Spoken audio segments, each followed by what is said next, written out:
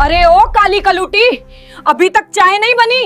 लोग कहेंगे कि इनकी बड़ी बहन इतनी बदसूरत है तो पता नहीं खानदान में क्या कमी होगी। अगर खाने में कोई कमी हुई तो तेरी खाल उधेड़ दूंगी। शहर के एक पुराने मोहल्ले में एक बहुत ही पुराना मकान था जिसकी दीवारों का प्लास्टर जगह जगह से उखड़ चुका था और उसी मकान की चार दीवारी के अंदर सकीना की पूरी दुनिया सिमटी हुई थी। सकीना, जिसकी उम्र तो अभी सिर्फ 7 साल थी, लेकिन उसकी आंखों में ऐसी उदासी थी जैसे उसने सदियों का गम देखा हो। सकीना का कसूर सिर्फ इतना था तो उसका रंग गहरा काला था। उसकी मां तो उसे जन्म देते ही अल्लाह को प्यारी हो गई थी और यह बात भी सकीना के लिए एक ताना बन गई थी। मोहल्ले की औरतें और खुद उसके घर के लोग कहते थे कि यह लड़की तो पैदा होते ही अपनी मां को खा गई, मनहूस है, काली है। सकीना के वालिद जनाब अहमद साहब एक बहुत ही शरीफ और सीधे साधे इंसान थे। वे सरकारी दफ्तर में एक छोटी सी नौकरी करते थे। बीवी के इंतकाल के बाद घर को संभालने के लिए और सकीना की परवरिश के लिए उन्होंने दूसरी शादी कर ली थी। नई अम्मी का नाम रजिया था। रजिया जब ब्याह कर आई तो शुरू में तो उसने सकीना को थोड़ा बहुत प्यार दिखाया, लेकिन जैसे ही उसकी अपनी बेटियां पैदा हुई, रजिया का बर्ताव पूरी तरह बदल गया। रजिया की 2 बेटियां हुई, साइमा और नाजिया। कुदरत का खेल देखिए कि रजिया की दोनों बेटियां चांद जैसी गोरी और खूबसूरत थी। उनकी आंखें नीली और बाल सुनहरे थे। अब एक ही घर में अंधेरा और उजाला दोनों साथ साथ पल रहे थे। एक तरफ सकीना थी जो घर के एक कोने में सिमटी रहती, जिसका रंग तवे जैसा काला था, और दूसरी तरफ साइमा और नाजिया थी जो तितलियों की तरह पूरे घर में चहकती रहती थी। बचपन से ही सकीना के कानों में जो अल्फाज सबसे ज्यादा पड़े हुए थे, हट जा काली, पीछे हट, तू क्यों सामने आ गई। जब भी घर में कोई मेहमान आता तो सौतेली मान रजिया सकीना को बाबर चीखाने में छिपा देती और अपनी दोनों गोरी बेटियों को अच्छे अच्छे कपड़े पहनाकर मेहमानों के सामने पेश करती। अगर गलती से सकीना बाहर आ जाती तो मेहमान पूछ लेते कि अरे यह कौन है, क्या यह आपकी नौकरानी की बेटी है। यह बात सकीना के नन्हे से दिल पर हथौड़े की तरह लगती। रजिया फौरन बात बनाती और कहती, हाँ, यह घर के काम में मदद करती है, दूर की रिश्तेदार है। बाप अहमद साहब यह सब देखते, लेकिन वे अपनी तेज तर्रार बीवी के सामने कुछ बोलने की हिम्मत नहीं कर पाते थे। वे बस कभी कभी छुपकर सकीना के सर पर हाथ रख देते और कहते, बेटी दिल छोटा मत कर, अल्लाह सब देख रहा है। वक्त गुजरता गया और बच्चियां बड़ी होने लगी। साइमा और नाजिया स्कूल जाती, कॉलेज जाती, नए नए फैशन के कपड़े पहनाती और दोस्तों के साथ घूमती, लेकिन सकीना के लिए घर की दहलीज पार करना भी मना था। रजिया ने उसे घर की नौकरानी बनाकर रख दिया था। सुबह सूरज निकलने से पहले सकीना उठ जाती, पूरे घर का झाड़ू पोछा करती, सबके लिए नाश्ता बनाती, कपड़े धोती, बर्तन मांजती, और इसके बदले में उसे क्या मिलता? सिर्फ रूखी सूखी रोटी और ताने। रजिया हमेशा चिल्लाती रहती, अरे ओ काली कलूटी, अभी तक चाय नहीं बनी। अरे ओ मनहूस, तूने फिर से सब्जी में नमक ज्यादा डाल दिया। सकीना चुपचाप सब सुनती और अपनी आंखों के आंसू अपने काले दुपट्टे में छिपा लेती। उसे लगता था कि शायद काला होना कोई गुनाह है जिसकी सजा उसे मिल रही है। साइमा और नाजिया भी अपनी मां के नक्शे कदम पर थी। वे भी अपनी बड़ी बहन सकीना को बहन नहीं समझती थी। जब उन्हें कॉलेज जाना होता तो वे सकीना पर हुक्म चलाती, ए सकीना, मेरे जूते पॉलिश कर दे। और जब उनकी सहेलियां घर आती तो वे सकीना का मजाक उड़ाती। देखो देखो, ये हमारी घर की पुरानी मशीन है जो कभी थकती नहीं है।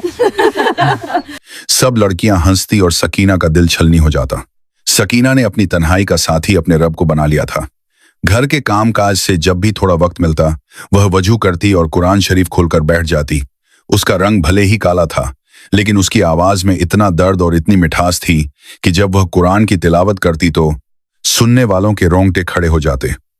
मगर अफसोस, उसके घर वालों के पास उसकी यह खूबी देखने के लिए आंखें नहीं थी। वे तो बस उसकी खाल का रंग देखते थे। रजिया अक्सर कहती, कुरान पढ़ने से तेरा रंग गोरा नहीं हो जाएगा, कोई नहीं ब्याहेगा तुझे, तेरी तो शक्ल देखकर लोग डर जाएं। तो मोहल्ले में उसकी शादी की बातें होने लगी। अहमद साहब बहुत फिक्रमंद थे। वे चाहते थे कि उनकी बेटी का घर बस जाए। उन्होंने कई जगह सकीना के रिश्ते की बात चलाई, लेकिन जहां भी वे सकीना का जिक्र करते लोग साफ मना कर देते। एक बार रिश्ता देखने वाले आने वाले थे।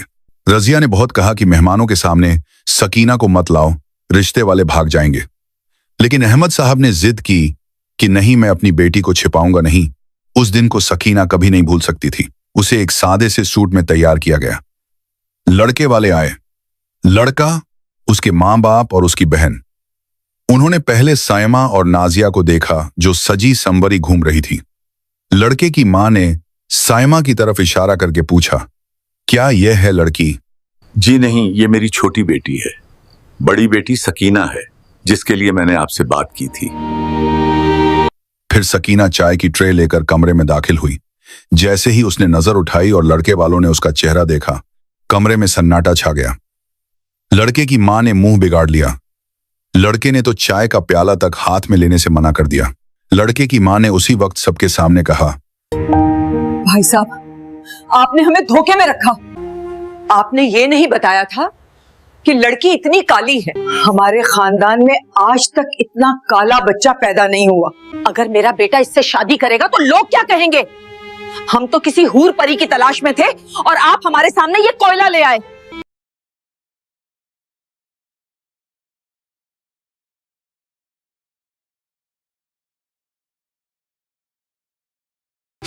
मेरी बेटी का रंग ही तो दबा है, लेकिन सीरत बहुत अच्छी है। अहमद साहब ने हाथ जोड़कर कहा, बहन जी, मेरी बेटी का रंग ही तो दबा है, लेकिन सीरत बहुत अच्छी है। लेकिन लड़के वालों पर कोई असर नहीं हुआ। अंकल, सीरत का हम क्या अचार डालेंगे? इस लड़की के साथ तो मेरा भाई बाजार में निकलने में भी शर्म महसूस करेगा। और वे लोग बिना चाय पिए उठकर चले गए। जाते जाते वे सकीना की तरफ हिकारत भरी नजरों से देख गए, जैसे वह कोई इंसान नहीं बल्कि कोई गंदगी का ढेर हो। जाने के बाद रजिया ने जो तूफान खड़ा किया वह और भी भयानक था। देख लिया, कहा था मैंने कि इसे सामने मत लाओ। मेरी इज्जत मिट्टी में मिला दी। अब खुश है तू? तेरी वजह से मेरी दूसरी बेटियों के रिश्तों पर भी असर पड़ेगा। लोग कहेंगे कि इनकी बड़ी बहन इतनी बदसूरत है तो पता नहीं खानदान में क्या कमी होगी। जा दफा हो जा मेरी नजरों के सामने से। सकीना रोती हुई अपने कमरे में भागी और दरवाजा बंद कर लिया। उस रात उसने आईने में अपनी शक्ल देखी। उसने अपने गालों को खरोंचा। उसने अपनी आंखों को देखा और फूट फूट कर रोई। या अल्लाह, तूने मुझे ऐसा क्यों बनाया? क्या मेरे अंदर दिल नहीं है? क्या मुझे खुश होने का हक नहीं है? लोग मुझे इंसान क्यों नहीं समझते? वह पूरी रात जाए नमाज पर बैठी रहे। या मेरे मालिक, या तो मुझे उठा ले या मेरी तकदीर बदल दे। मुझे इस जिल्लत की जिंदगी से निजात दे। मेरा कोई नहीं है सिवाय तेरे। सब मुझे ठुकरा देते हैं, तू तो मुझे मत ठुकराना।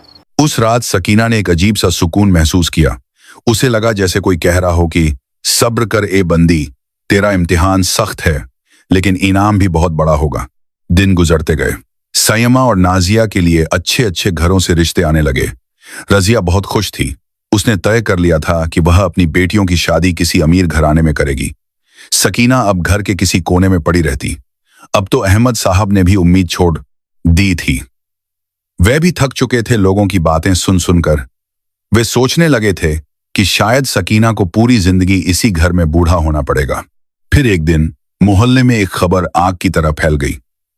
पता चला कि शहर के सबसे बड़े सेठ, जिनका लंदन में बहुत बड़ा कारोबार है, उनका बेटा शादी के लिए वतन वापस आया है। उनका नाम हाजी सुलेमान था और उनके बेटे का नाम समीर था। लोग कहते थे कि समीर इतना खूबसूरत और अमीर है कि उसके लिए तो वजीर आला की बेटी भी लाइन में खड़ी हो जाए। हाजी सुलेमान का खानदान बहुत दीनदार और रईस था। वे लोग एक ऐसी लड़की की तलाश में थे जो घरेलू हो और दीनी हो। रजिया ने जब यह सुना तो उसके कान खड़े हो गए। उसने सोचा कि अगर मेरी बेटी सायमा या नाजिया की शादी समीर से हो जाए तो हमारी तो लॉटरी लग जाएगी, हम माला माल हो जाएंगे। उसने अहमद साहब के पीछे पड़कर किसी तरह बिचौलिए के जरिए अपना संदेशा हाजी सुलेमान के घर तक भिजवा दिया। उसे पूरा यकीन था कि उसकी बेटियों की खूबसूरती देखकर वे लोग इनकार नहीं कर पाएंगे। हैरानी की बात यह हुई कि हाजी सुलेमान की तरफ से जवाब आ गया कि वे लोग लड़की देखने आ रहे हैं। रजिया की खुशी का ठिकाना नहीं रहा। पूरे घर में जैसे ईद का जश्न शुरू हो गया। घर की पुताई करवाई गई, नए पर्दे लगाए गए। सायमा और नाजिया को ब्यूटी पार्लर भेजा गया ताकि वे और ज्यादा चमक सकें। तरह तरह के पकवान बनने की लिस्ट तैयार हुई, लेकिन इन सब तैयारियों का बोझ किस पर था? जाहिर है सकीना पर। खबरदार, जो तू उस दिन मेहमानों के सामने आई, तो बावर्ची खाने में रहेगी और वहीं से सारा खाना भिजवाएगी। और सुन, खाना ऐसा होना चाहिए कि मेहमान उंगलियां चाटते रह जाएं। अगर खाने में कोई कमी हुई तो तेरी खाल उधेड़ दूंगी। सकीना ने चुपचाप सर झुका लिया। उसके दिल में भी एक छोटी सी ख्वाहिश जागी कि कोई मुझे भी देखने आता। लेकिन उसने अपनी इस सोच को झटक दिया। उसके लिए तो बस तंदूर की आग और मसालों की महक ही मुकद्दर थी। वह दिन आ गया। हाजी सुलेमान, उनकी बीवी और उनका बेटा समीर 3 बड़ी बड़ी गाड़ियों के काफिले के साथ उनके मोहल्ले में दाखिल हुए। पूरा मोहल्ला उन्हें देखने के लिए छतों पर चढ़ गया। समीर, जो लंदन से पढ़कर आया था, उसने एक सादा सा कुर्ता पाजामा पहना था और चेहरे पर सुन्नत के मुताबिक छोटी सी दाढ़ी रखी हुई थी। वह इतना नूरानी लग रहा था कि देखने वालों की नजरें नहीं हट रही थी। वे लोग घर में दाखिल हुए। रजिया और अहमद साहब ने उनका शानदार स्वागत किया। साइमा और नाजिया को बिल्कुल परियों की तरह सजाकर बिठाया गया था। समीर की वालिदा ने लड़कियों को देखा। उन्होंने तारीफ की, माशाअल्लाह, बच्चियां तो बहुत प्यारी हैं। रजिया फूल कर कुप्पा हो गई। उसने साइमा की खूबियां गिनानी शुरू कर दी। जी, मेरी साइमा तो इंग्लिश मीडियम में पढ़ी है, इसे मॉडर्न दुनिया की सब समझ है। ये आपके बेटे के साथ लंदन में बहुत जचेगी। लेकिन समीर खामोश था। उसकी नजरें कुछ और ही तलाश रही थी। खाने का वक्त हुआ। दस्तरखान बिछाया गया। जब खाना परोसा गया तो बिरयानी, कोरमा, कबाब और शाही टुकड़ों की खुशबू से पूरा कमरा महक उठा। समीर ने जैसे ही बिरयानी का पहला निवाला मुंह में रखा, वह रुक गया। उसने अपनी मां की तरफ देखा। मां की आंखों में भी चमक आ गई। खाना वाकई बहुत लजीज था। ऐसा जायका उन्होंने बड़े बड़े होटलों में भी नहीं चखा था। समीर ने अहमद साहब से पूछा, यह खाना किसने बनाया है? जी जी, ये मेरी बेटी साइमा ने बनाया है। इसे खाना पकाने का बहुत शौक है। इसे खाना पकाने का बहुत शौक है। समीर ने साइमा की तरफ देखा और पूछा, क्या वाकई आपने बनाया है? इसमें कौन कौन से मसाले डाले हैं? साइमा घबरा गई। उसे तो यह भी नहीं पता था कि बिरयानी में हल्दी डलती है या नहीं। वह हकलाने लगी। जी, वो अम्मी ने बताया था।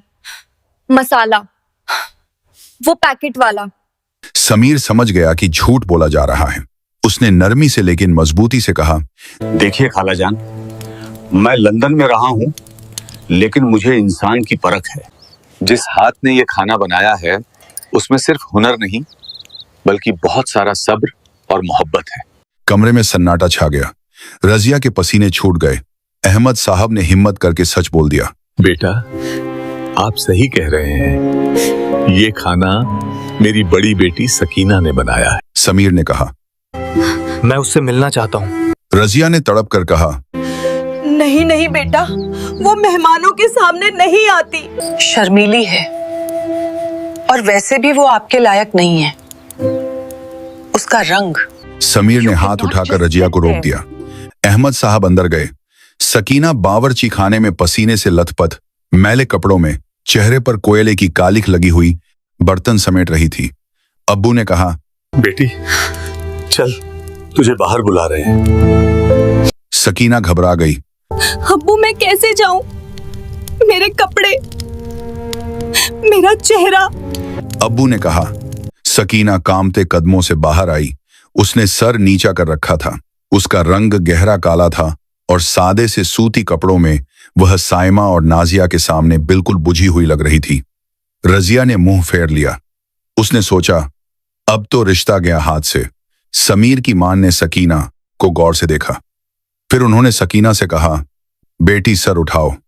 सकीना ने डरते डरते नजरें उठाई। उसकी बड़ी बड़ी काली आंखों में एक अजीब सी कशिश थी, एक पाकीज़गी थी जो शायद साइमा और नाजिया के मेकअप के नीचे दबे चेहरों में नहीं थी। समीर ने सकीना को देखा। सब लोग सांस रोके इंतजार कर रहे थे कि अब समीर क्या कहेगा। शायद वह मजाक उड़ाएगा, शायद वह उठकर चला जाएगा, रजिया तो तैयार थी कि अभी बेइज्जती शुरू होगी, लेकिन तभी समीर ने जो कहा उसने वहां मौजूद हर शख्स को हिलाकर रख दिया। समीर ने अपनी मां से कहा, अम्मी जान, मुझे मेरी जीवन साथी मिल गई। मैं इसी लड़की से निकाह करूंगा। एक पल के लिए लगा जैसे वक्त रुक गया हो। रजिया को लगा उसने गलत सुना है। क्या? इस काली कलूटी से? समीर बेटा, तुम होश में तो हो? ये कोयला है, कोयला। तुम लंदन से आए हो, तुम्हें तो कोई मॉडल जैसी बीवी चाहिए। खाला जान, आप जिसे कोयला कह रही हैं, मुझे उसमें हीरा दिखाई दे रहा है। लंदन में मैंने बहुत गोरी चमड़ी देखी है, बहुत मेकअप वाले चेहरे, लेकिन मैं एक ऐसी बीवी की तलाश में था जिसके चेहरे पर नहीं बल्कि रूह पर नूर हो। जब मैं अंदर आ रहा था तो मैंने देखा कि एक कमरे में कोई लड़की कुरान की तिलावत कर रही थी। उसकी आवाज में जो दर्द था उसने मेरे दिल को छू लिया। फिर मैंने ये खाना खाया जिसमें खिदमत का स्वाद था।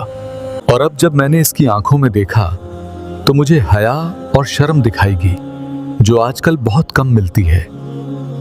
खूबसूरती तो वक्त के साथ ढल जाती है खाला जान, लेकिन सीरत हमेशा कायम रहती है। मुझे शोपीस नहीं चाहिए, मुझे एक साथी चाहिए जो मेरे घर को जन्नत बना सके, और वो यही है। सकीना को अपने कानों पर यकीन नहीं हो रहा था।